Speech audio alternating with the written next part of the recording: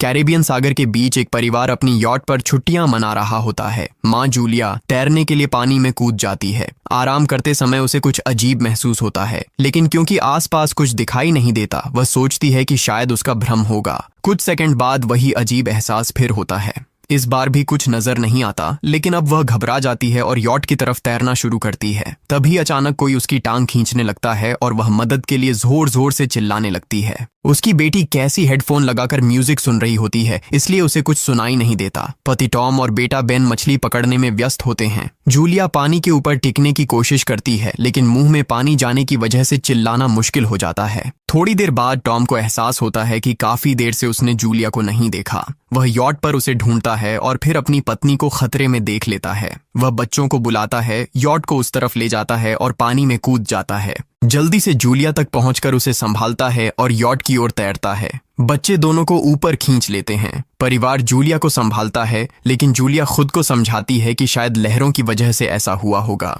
रात को सब मिलकर बेन का जन्मदिन मनाते हैं। कैसी को उसके बॉयफ्रेंड का कॉल आता है, तो वह लैपटॉप लेकर बाहर चली जाती है। वीडियो कॉल में उसका बॉयफ्रेंड दिखाता है कि शहर के ऊपर बड़े बड़े काले बादल छा गए हैं। कॉल ग्लिच होकर फ्रीज हो जाती है। कैसी यह बात परिवार को बताने आती है, लेकिन टॉम कहता है कि शायद जमीन से दूर होने की वजह से सिग्नल कमजोर है। तभी सबको एक आवाज सुनाई देती है। वे सब बाहर जाते हैं और देखते हैं कि व्हेल मछलियों का एक समूह गुजर रहा है। टॉम समझाता है कि व्हेल मछलियां हमेशा पृथ्वी के मैग्नेटिक फील्ड को फॉलो करती हैं, लेकिन जब तूफान आता है तो वे कंफ्यूज हो जाती हैं। अचानक यॉट जोर से हिलती है और बेन गिर जाता है। टॉम को चिंता होती है कि कहीं यॉट को नुकसान तो नहीं पहुंचा, इसलिए वह डाइव करके नीचे चेक करने चला जाता है। कुछ देर बाद वह सतह पर वापस आता है, लेकिन उसके कंधे पर एक बड़ा घाव होता है। जूलिया तुरंत उसका जख्म सीती है। टॉम बताता है कि पानी के अंदर उसे ऐसा लगा जैसे उसके पीछे कोई बहुत बड़ा जीव था, लेकिन जब उसने मुड़कर देखा तो प्रोपेलर से कट लग गया। वह कहता है कि जो भी चीज थी बहुत बड़ी थी। टॉम को यॉट पर काफी नुकसान दिखाई देता है, इसलिए उन्हें मदद बुलानी पड़ती है।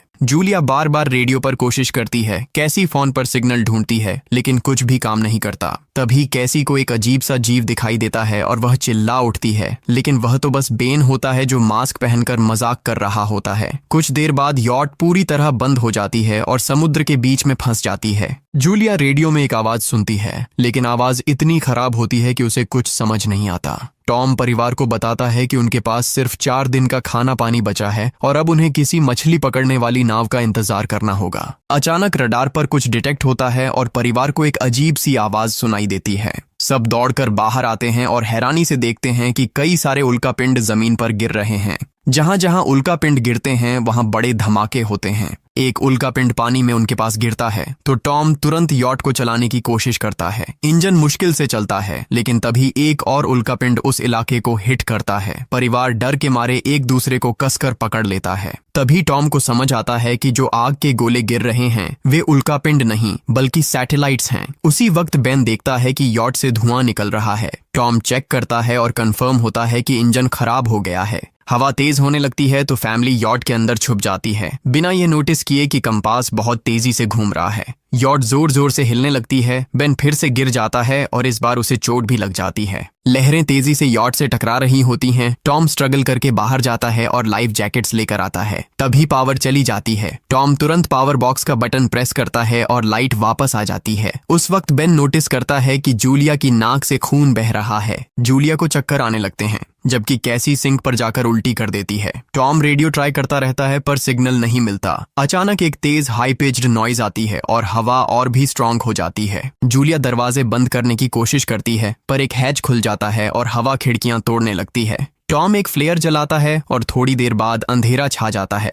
अगली सुबह फैमिली शॉक में उठती है कि वो स्टॉर्म से बच गए हैं, लेकिन यॉट आधी तबाह हो गई होती है। जब वो बाहर आते हैं तो देखते हैं कि समुद्र का पानी गायब हो गया है और यॉट अब जमीन पर अटकी है। सब ये देखकर शॉक में आ जाते हैं। कैसी सिग्नल चेक करती है पर नेटवर्क बिल्कुल डाउन होता है। बेन 2 मरे हुए केकड़ों से खेलने लगता है। टॉम कंपास चेक करता है और देखता है कि वो उल्टा हो गया है। ये आखिरी बार 7 लाख साल पहले हुआ था। कैसी को लगता है कि उसका बॉयफ्रेंड मर गया होगा और वो टूट जाती है। जब जूलिया उसे समझाने आती है तो कैसी उसे दूर कर देती है और छुपने चली जाती है। जूलिया और टॉम बची हुई सप्लाईज देखते हैं। बेन अपने बर्थडे बलून्स एक पत्थर से बांध देता है ताकि शायद कोई बचा हुआ सर्वाइवर देख ले। टॉम फिर रेडियो ट्राई करता है और इस बार एक आदमी से कनेक्शन हो जाता है। उसका नाम नाव होता है और वो एक सबमरीन का कैप्टन होता है। उसकी सबमरीन भी लैंड पर अटक गई है। वो कंफर्म करता है कि मैग्नेटिक पोल्स रिवर्स हो गए हैं, इसलिए ओशन पीछे हट गया है और जमीन डूब गई है। वो कहता है कि उसने अभी तक और सर्वाइवर्स नहीं देखे और कम्युनिकेशन सिस्टम्स बिल्कुल डाउन हो गए हैं।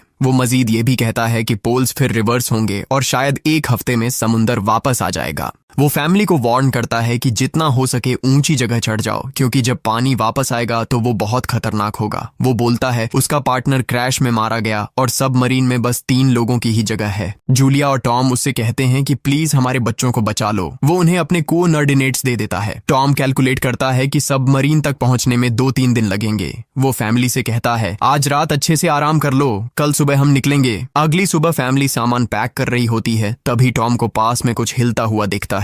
वो एक लंगड़ा आदमी होता है जिसके हाथ में हार्पून होती है और साथ में एक कुत्ता लगातार भौंक रहा होता है। टॉम उसके पास जाता है और उसे पानी की बोतल देता है, लेकिन वो आदमी कुछ ऐसी भाषा में बोलता है जो टॉम समझ नहीं पाता। पानी पीने के बाद वो अजनबी अचानक टॉम के सिर पर बोतल मारता है और चेहरे पर जोर का लात मार देता है। जूलिया डर के मारे भागती है, लेकिन तब तक देर हो चुकी होती है। वो आदमी टॉम के पेट में हार्पून घुसा चुका होता है। टॉम कुछ पल तक तड़पता है और फिर वो उसकी गर्दन भी काट देता है। फिर वो आदमी जूलिया के पीछे भागता है और उस पर हार्पून फेंकता है, जिससे उसके कंधे में चोट लग जाती है। जूलिया दर्द सहते हुए यॉट के अंदर भागती है और बच्चों को बोलती है कि छुप जाओ। वो दरवाजा लॉक कर देती है। कैसी और बेन सोफे के अंदर घुस जाते हैं। जूलिया उन्हें फ्लेयर गन पकड़ाती है और खुद एक चाकू लेकर बाथरूम में छुप जाती है। वो आदमी दरवाजे पर जोर जोर से धक्के मारता है और आखिर अंदर घुस ही जाता है। पहले वो थोड़ा खाना उठाता है और फिर यॉट में इधर उधर ढूंढने लगता है, फिर बाथरूम की तरफ जाता है, लेकिन जूलिया समझदारी से एक छोटे छेद से बाहर निकल जाती है। वो आदमी सोचता है कि जूलिया भाग गई, लेकिन जैसे ही वो धीरे से निकलने लगती है, उसका कुत्ता उसे देख लेता है और भौंकने लगता है। कुत्ता उस पर झपटता है तो जूलिया चाकू से उसे मार देती है। कुत्ते की चीख सुनकर वो आदमी बाहर आता है और अपने कुत्ते की लाश देखकर आग बबूला हो जाता है। इस बीच जूलिया यॉट के दूसरे साइड से अंदर जाने की कोशिश करती है। वो ऊपर चढ़कर टूटी हुई खिड़की से अंदर घुसने लगती है, लेकिन वो आदमी पहले ही वहां पहुंच जाता है। वो उसे पकड़कर जोर से मुक्का मारता है, जिससे वो नीचे गिर जाती है।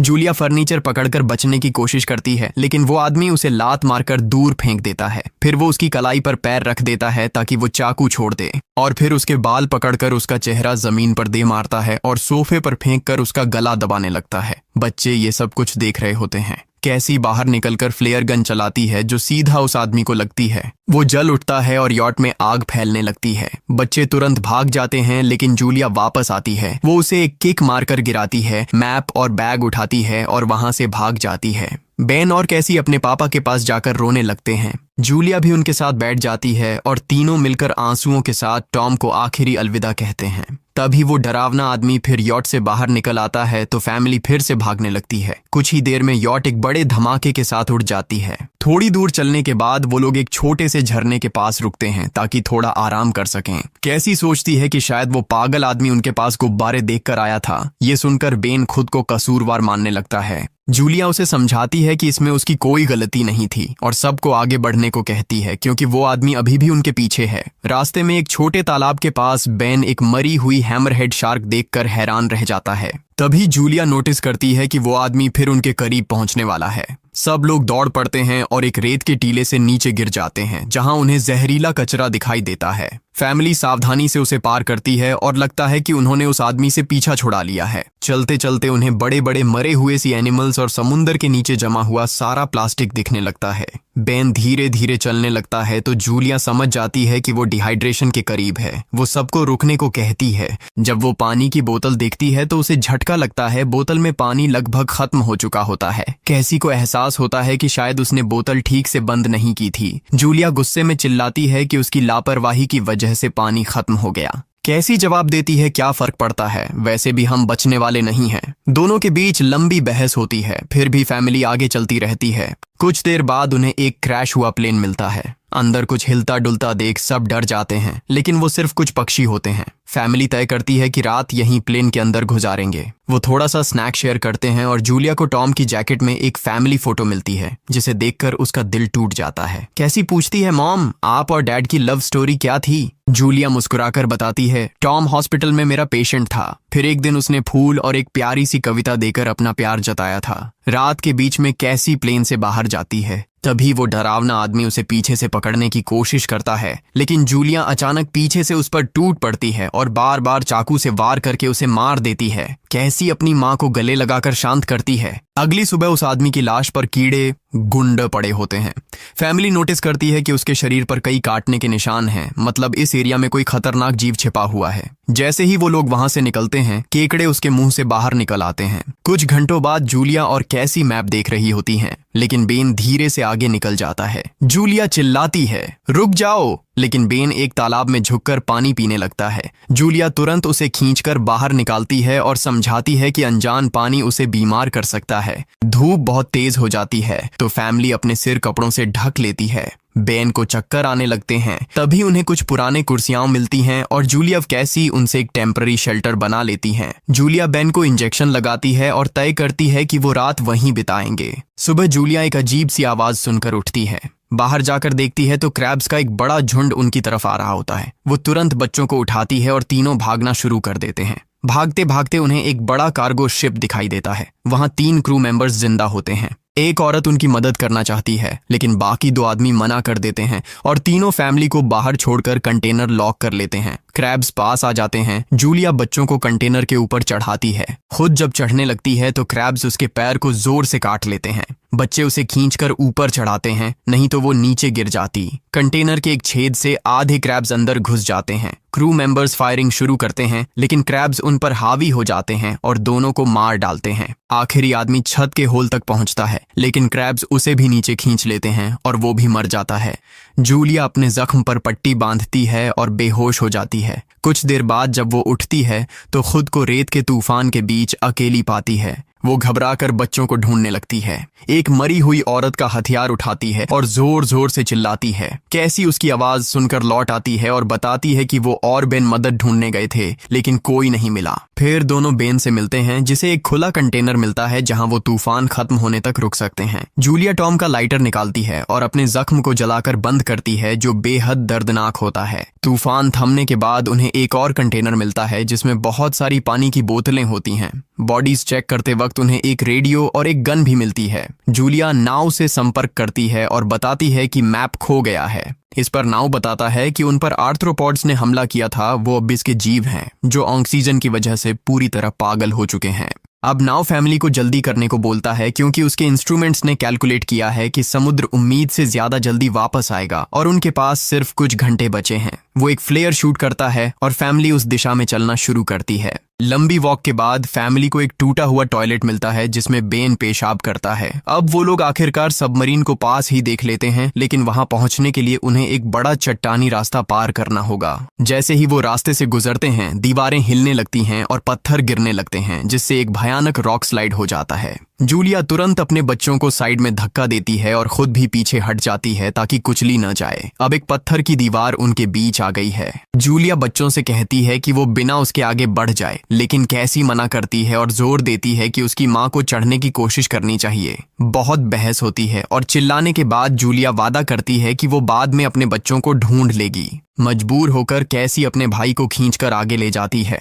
बच्चे चट्टानी रास्ता चढ़कर सबमरीन की तरफ भागते हैं, लेकिन वहां पहुंचकर देखते हैं कि नाव बाहर खून में लथपथ पड़ा है। वो समझाता है कि उसके लिए सब खत्म हो गया है और अब बच्चे सबमरीन ले सकते हैं। ये सोचकर कि एक एक्स्ट्रा जगह होगी, कैसी वापस अपनी माँ को ढूंढने भागती है। तभी जूलिया केकड़ों को आता देखती है और वो फायरिंग शुरू कर देती है। कुछ केकड़ों को वो मार देती है, लेकिन झुंड बहुत बड़ा होता है और सबसे लड़ना मुश्किल हो जाता है। उसी वक्त कैसी दीवार के ऊपर दिखाई देती है और हाथ आगे बढ़ाती है तो जूलिया अपने घायल पैर के बावजूद तेजी से चढ़ना शुरू करती है। कैसी की मदद से वो दूसरी तरफ पहुंच जाती है और दोनों साथ में सबमरीन की तरफ भागते हैं। बेन पहले से ही ऊपर खड़ा होता है और फायर खोल देता है ताकि केकड़े डिस्टर्ब रहें जब तक फैमिली ऊपर चढ़ जाए। केकड़े नाव के शरीर तक पहुंचते ही तुरंत उसे खाने लग जाते हैं। जूलिया गन उठाती है और फायरिंग जारी रखती है जब तक बच्चे अंदर चले जाएं। जब वो सुरक्षित हो जाते हैं, जूलिया समझती है कि गोलियां खत्म हो गई हैं, तो वो गन केकड़ों पर फेंक देती है और अपने बच्चों के साथ अंदर चली जाती है। फैमिली हैच को अच्छे से लॉक करती है और खिड़की से केकड़ों को सबमरीन के चारों तरफ देखती है। इसी वक्त समुद्र वापस आ जाता है तो तीनों तुरंत अपनी सीटों पर बैठकर बेल्ट पहन लेते हैं और एक दूसरे का हाथ पकड़ लेते हैं।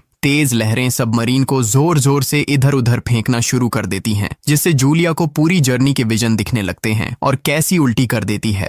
जल्दी ही वो हाई पिच आवाज वापस आती है और फैमिली बेहोश हो जाती है। कुछ देर बाद जूलिया और बच्चे होश में आते हैं और खुद को जिंदा देखकर खुश होते हैं। वो हैच अनलॉक करके बाहर निकलते हैं और देखते हैं कि लहरों ने सबमरीन को एक तबाह शहर में गिरा दिया है। यानी अब जिंदा रहने और नया जीवन शुरू करने की उम्मीद है। और यहीं पर फिल्म खत्म होती है। चैनल को सब्सक्राइब करना न भूलें और बेल आइकन जरूर दबाएं ताकि आपको ऐसे ही मजेदार वीडियो मिलते रहें। देखने के लिए धन्यवाद।